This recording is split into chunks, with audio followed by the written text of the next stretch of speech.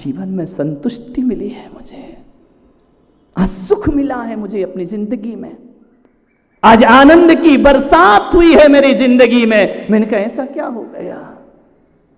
बोले आज आपके प्रवचन मैंने टीवी पर सुने, तभी से लगन लगी थी कि एक बार तो इस संत के दर्शन जरूर करूंगा। मैं बड़ी दूर से आया हूं घूमते पूछते। मैंने कहा ऐसा क्या हो गया? बोले आपके एक प्रवचन ने मेरी जिंदगी बदल दी है, मैं आज स्वाभिमान से जी रहा हूं। मैंने कहा हुआ क्या? बोले आपके प्रवचन मैंने टीवी पर सुने, यूट्यूब पर सुने, आपने एक बात बोली कि जिंदगी को ऐसी जियो जिंदगी को कि दूसरों के लिए प्रेरणा स्रोत बन सको। महाराज मैं बेईमानी करता था, नंबर 2 करता था, मैं झूठ बोलता था, ऐसा कोई पाप नहीं है जो मैं नहीं करता था। लेकिन आपके प्रवचन सुनते सुनते मुझे लगा कि मुझे अब अपनी जिंदगी बदलना चाहिए। बहुत हो गया ये जीवन जी करके, जो शेष बचा है इसे संवारना चाहिए। महाराज मैंने उस दिन से संकल्प लिया कि मैं किसी भी गलत काम को नहीं करूंगा।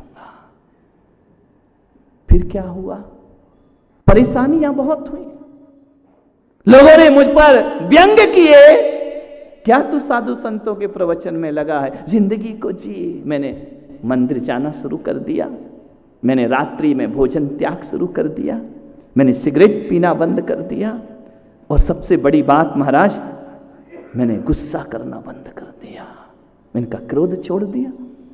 हाँ महाराज मैं अब गुस्सा नहीं करता हूं। तो मैंने कहा उसका परिणाम क्या हुआ? बोले जो घर के लोग मेरे घर में जाते ही सहम जाते थे, आज मेरे घर में जाते ही वो इतना इंतजार करती है मेरी बच्ची, मेरी पत्नी, तुम कब आओगे? वो कहते हैं कि पापा आप हमसे दूर मत जाना, आप यहीं रहना, जल्दी आना। मैंने जब से रात्रि में भोजन छोड़ा है, पत्नी के 10 फोन आते हैं, जल्दी आओ, रात होने वाली है, भोजन तैयार है। पहले तो मैं लेट आता था तो सो जाती थी, रखा है गरम करके खा लो। लेकिन जब से आपके नियम पाले हैं ना, 10 फोन आते, सुनो जी कहाँ हो, जल्दी आओ, रात होने वाली है, मैंने भोजन तैयार रखा है, जल्दी पहुंचो, लेट मत करो। आज इतनी केयर मेरी घर में बढ़ गई है, इज्जत बढ़ गई है महाराज, वो भी कोई बड़ी बात नहीं। आज मेरी लड़की जवान हो गई। मैंने उस लड़की से पूछा कि बेटा तू शादी करना चाहती है, तेरा विवाह की उम्र हो गई है। बेटी ने नजरें झुका ली। पिता ने पूछा कि बेटी जरा इतना बता, तेरे मन में तो किसी का ख्याल नहीं है ना? दुर्भाग्य इस देश का कि माँ बाप को औलाद से पूछना पड़ता है। ये चरित्र हो गया है हमारा। पहले का वो था समय कि माँ बाप जिससे रिश्ता करते थे लड़के को पता नहीं चला करता था। ध्यान रखिए। आज तो क्या करें, सारी शादी के बाद की बातें पहले ही हो जाया करती हैं। आजकल चल रहा ना प्री वेडिंग, ये घातक है इस समाज के लिए। यही तलाक की ओर बढ़ने में कारण बना करता है। तुम्हारे सारे अट्रैक्शन खत्म हो जाते हैं और शादी विवाह एक खेल खिलौना बन करके रह जाया करता है। आप शादी के पहले ऐसे रहते हो, पहले तो पता भी नहीं चलता था किससे विवाह होना। बारात आती थी तब दुल्हन पहली बार दूल्हे का चेहरा देखा करती थी। ध्यान रखना। अब काय का घूंघट पहले ही सब देख दाख लिया। 6-6 महीने से घूम रहे हैं एंगेजमेंट होने के बाद, कहीं यहां जा रहे वहां जा रहे, ये विकृत संस्कृतियां हमारे देश में। फिर कहते हो कि पत्नी हमसे डरती नहीं, क्या डरेगी? पहले ही समझ गई लल्लू राम है, इससे क्या डरना है। ध्यान रखना, विचार करना है। हमारी पत्नी घर की मर्यादा का ध्यान नहीं रखेगी। अमर्यादित काम तो तुमने पहले ही कर लिए हैं, अब किस मर्यादा की उम्मीद रखते हो अपनी जिंदगी में? ध्यान रखिए। उसका दुष्परिणाम ये हो रहा है कि पहले शादी होती थी तो प्रेम दिनों दिन बढ़ता था, अब प्रेम नहीं बढ़ता है। एक रिश्ता है बस रूखा। पत्नी बहू बेटे का सुनना नहीं चाहती, बेटा बहू का सुनना नहीं चाहता है। और जी आजकल जो बढ़ रहा है ना कि लेट उम्र में शादी, अब और बढ़ा दी है संविधान, 21 वर्ष, इतनी मैच्योर्ड हो जाती है वो बच्ची, फिर घर को एडजस्ट नहीं कर पाती है। ध्यान रखना है, ये विसंगतियां हैं समाज में। उस पिता ने अपने पुत्री से पूछा कि बेटी तेरे मन में कोई है तो बता दे। लड़की ने कहा पिताजी, जिस गुरु से आपने जीवन बदला है ना, उसके प्रवचन मैं भी सुनती हूं। मैं केवल कॉलेज जाती हूं, पढ़ती हूं, पढ़ाई के अलावा मैं कुछ भी काम नहीं करती हूं, पढ़ाई मेरा लक्ष्य है। बोले बेटा फिर भी कोई ख्याल में आया हो? बोले मैंने शादी का कोई ख्याल ही नहीं बनाया पिताजी। बेटा लेकिन शादी तो करना पड़ेगी ना? बोले वो आपकी मर्जी है। तो बेटा एक बात बता, किससे शादी करेगी, बिजनेसमैन से या सर्विस क्लास लड़के से? उसने कहा पिताजी मैंने ये भी नहीं सोचा है। अरे ये भी नहीं सोचा? अरे तू चॉइस तो बता कि तू व्यापारी वर्ग में जाना चाहती है या सर्विस क्लास में जाना चाहती है। बच्ची ने कहा पापा मैंने ये भी नहीं सोचा है। मिनिस्टर नेतागिरी में जाना चाहते, बोले ये भी नहीं सोचा, मैंने कुछ सोचा ही नहीं है कि मुझे किस तरह के लड़के से शादी करना है। बेटा एक बात बता, दौलतवान लड़का चाहिए या खूबसूरत बच्चा चाहिए? पापा मैंने ये भी विचार नहीं किया अपनी जिंदगी में। ध्यान रखना, जब से महाराज के प्रवचन सुनते आ रही हूं, ये सब बातें मैंने डिलीट कर दी अपने दिमाग से, और मैंने एक चीज सोच लिया है कि जोड़ियां नीचे से नहीं, जोड़ियां ऊपर से बन के आती हैं, और जो ऊपर से बन के आती हैं उसके लिए हमें परेशान होने की कोई जरूरत नहीं है। बेटा एक बात बता दे, तू यदि बता देगी तो मुझे तेरे लिए वर ढूंढने में सुविधा होगी, मैं तुझे गलत नहीं समझूंगा। बोले नहीं पापा, गलत समझो या ना समझो, मैंने ऐसा कुछ भी नहीं सोचा है जिंदगी में। अच्छा बेटा एक बात बता दे, लड़का नहीं बता सकती कौन सा, ये नहीं बता सकती कि व्यापार या सर्विस, इतना तो बता तू किस तरह के लड़के से शादी करना चाहेगी? मालूम उस लड़की ने क्या कहा? पापा मैं आपकी बेटी हूं ना, और विगत 10 सालों में मैंने जो आपका परिवर्तन देखा है ना, अब आप पूछ ही रहे हैं तो मैं बताती हूं, मुझे ऐसे लड़के से शादी करना है जिसका नेचर मेरे पापा के जैसा हो। ध्यान रखिए, जो मेरे पिता के जैसा नेचर रखता हो, मेरे पिता के जैसा व्यवहार करता हो, मेरे पिता के जैसा बड़ा हृदय करके रखता हो। पापा यदि आपने पूछा है, ऐसा लड़का ढूंढ करके लाना जिसका चरित्र मेरे पिता के जैसा होता हो, मैं उससे विवाह करने को तैयार हूं। महाराज मेरी आंखों में आंसू छलछला गए, और आज आपके सामने बैठकर मैं रोम रोम से रोमांचित हूं, और मैं इतना खुश हूं, इतना खुश हूं कि कम से कम मैं दुनिया के लिए आदर्श बना या ना बना, अपनी औलाद की नजरों में आदर्श बन करके खड़ा हो गया हूं। ये विरासत है, ये वसीयत है। क्या आप अपने माँ बाप की नजरों में, अपनी औलाद की नजरों में महान बन पाए हैं? हर कोई कहता है बच्चे महान बने, मैं पुलक सागर कहता हूं माँ बाप महान बने हैं क्या जिंदगी में? ध्यान रखिए, आपके हर कोई चाहता है कि मेरा बेटा राम जैसा आज्ञाकारी हो और तुम रावण जैसे काम करते रहो। एक बात ध्यान रखना, रावण के घर में राम पैदा नहीं होते, किसी दशरथ के घर में राम का जन्म हुआ करता है। ध्यान रखिए, क्या आदर्श प्रस्तुत किया आपने अपने बच्चों? आपका बेटा कह सकता है कि मुझे हर जन्म में ऐसी मम्मी मिलना चाहिए? ईमानदारी से, हाँ नोट पकड़ाओगे उस समय कह देगा। आपकी बेटी कह सकती है, आपका बेटा कह सकता है कि मां मुझे ऐसी पत्नी चाहिए जिसका नेचर तेरे जैसा हो, कह सकता है आपका बेटा। बेटा कहता मां तू बहुत बोलती है, बहुत बिड़ बिड़ किट किट किट किट लगी रहती है, मां ज्यादा मत बोला कर, मां मुझे तुम्हारा नेचर पसंद नहीं है। तुम्हारा बेटा ये तो सुनने को मिलेगा तुमको, लेकिन ये सुनने को मिलेगा कि बेटा कहे ऐसी बहू लाना जिसका नेचर मम्मी तेरे जैसा हो। नहीं है ना, बेकार जिंदगी जी रहे हो आप। दुनिया की नजरों में आदर्श बनने वालों, अपने घर में आदर्श नहीं बन पाए हो। हाँ, मैं पुलक सागर कहता हूं कि भर धरती पर जब भी मेरा जन्म हो हिंदुस्तान में होना चाहिए, और हिंदुस्तान में जब भी जन्म हो तो देवमती माता के वंश में मेरा जन्म होना चाहिए। उन्होंने आदर्श स्थापित किया है, उन्होंने चरित्र चढ़ा रखा है अपने जीवन में। ऐसा हम गर्व महसूस करेंगे। हमें नहीं चाहिए धनपति का घर, हमें दौलत वालों का घर नहीं चाहिए। वो गरीब घर अच्छा होता है जहां संस्कारों की विरासत सौंपी जाती है। ध्यान रखिए, आप अपने बच्चों की नजरों में आदर्श नहीं बन पा रहे हैं। सोचिए, आप विचार करिए। सोचना है आपको, थोड़ा सा चिंतन करना है। मैं मजबूर कर रहा हूं आपको सोचने के लिए। कौन सी विरासत की बात कर रहा हूं? धन दौलत और मकान की बात नहीं कर रहा हूं। क्या सौंप करके गए?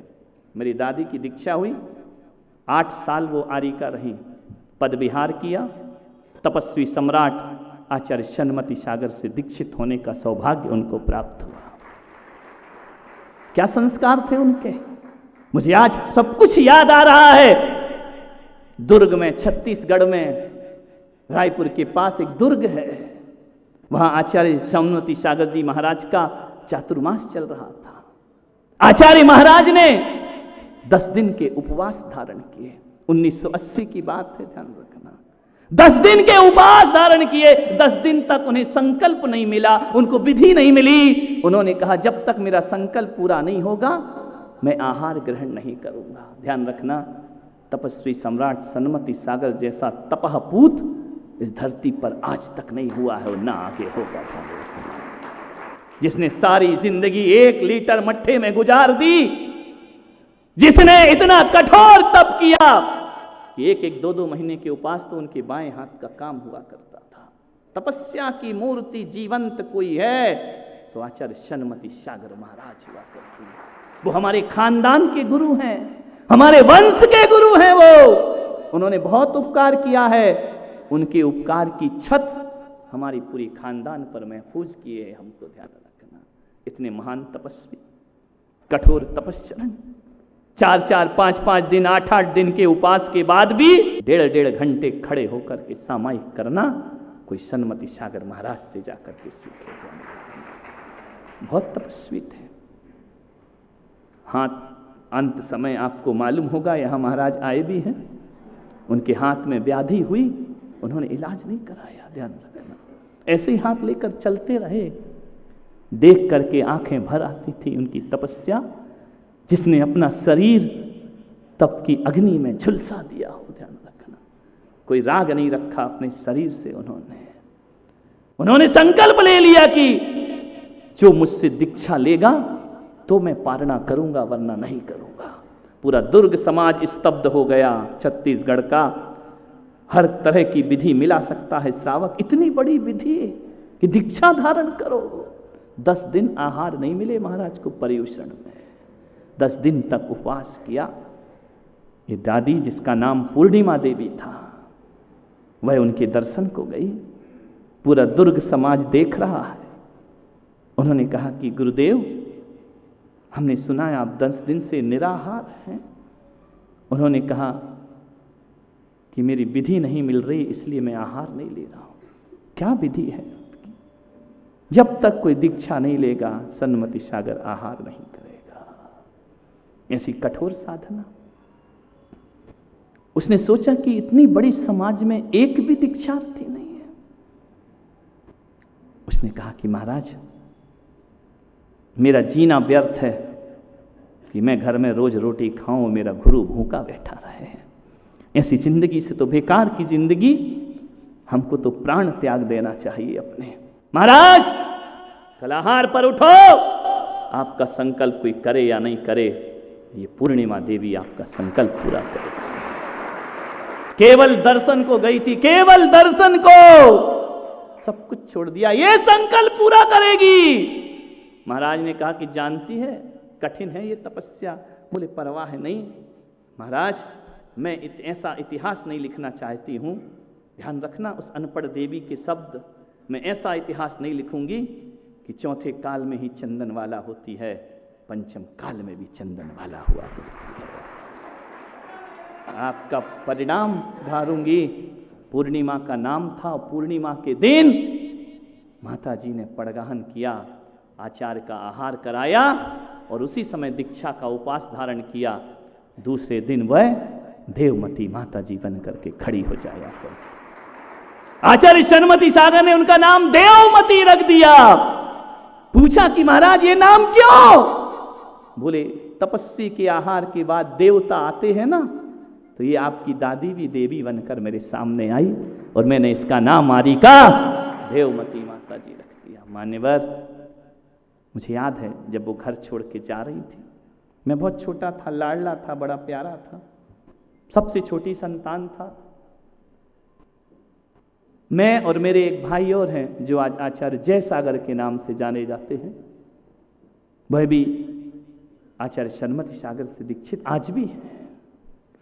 हम दोनों छोटे छोटे थे, चचेरे भाई थे।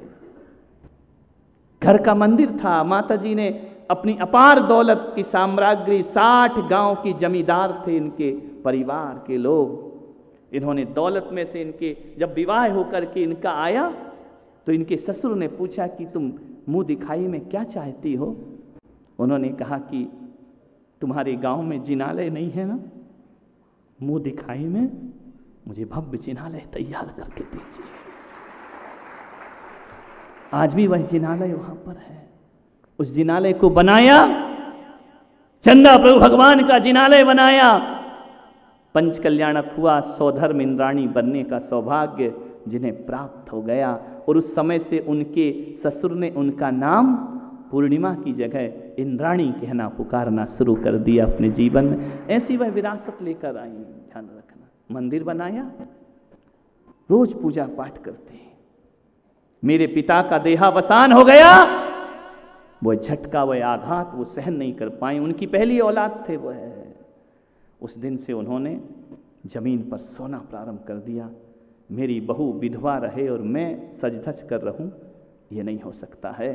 उन्होंने सारे श्रृंगार का त्याग कर दिया और भगवान के चरणों में जाकर स्वयं, उस समय मुनि महाराज नहीं मिला करते थे, सप्तम प्रतिमा के व्रत ग्रहण कर लिए कि मैं 7 प्रतिमा लेकर के रहूंगी, 24 घंटे में एक बार भोजन करूंगी, शरीर में रंगीन वस्त्र नहीं डालूंगी, श्वेत वस्त्र धारण करूंगी। ऐसा उन्होंने अपना व्यक्तित्व बनाया। इसीलिए तो दीक्षा धारण कर ली उन्होंने। जब वो जाने लगी, मुझे बुलाया, इधर आ। मैं छोटा था ना, मंदिर नहीं जाता था। घर के सामने जितनी दूर एक कैमरा रखा, इतनी दूर तो मेरे घर के सामने मंदिर था जो उन्होंने ही बनवा करके रखा था। घर से ही भगवान के दर्शन हो जाते थे। मैं कहता था मुझे मंदिर नहीं जाना है, मैं यहीं से कर लेता हूँ। मालूम है वो क्या कहती थी? बेटा, छोटा था, 4वीं 5वीं पढ़ता था, बोले जो भगवान के दर्शन दूर से करता है वो भगवान से दूर हो जाता है, और जो पास से करता है वो भगवान के पास पहुंच जाया करता है।